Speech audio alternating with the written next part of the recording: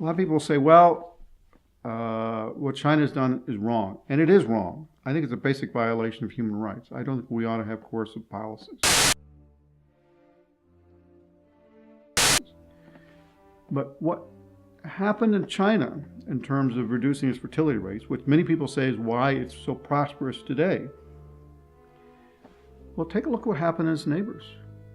Take a look at what happened in Japan and in South Korea and in the Philippines and in Vietnam and in Thailand and all of its neighboring countries, where fertility rates or birth rates are lower than they are in China without coercion.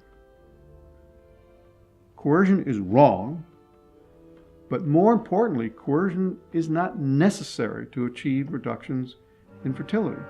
What is required is that we have true gender equality. That if we keep girls in school, give them the education, the same education that boys receive, if we empower women, if we work against violence against women and the other things that degrade the status of women, and we give them access to contraception, we know that this is nothing but positive. There's nothing wrong with that. We should not be apologetic about these things. And doing these things are in themselves the right thing to do. Educating a girl is the right thing to do. Banning child marriage is the right thing to do. Giving women access to contraception is the right thing to do. We should be doing them even if we lived on a planet with infinite resources.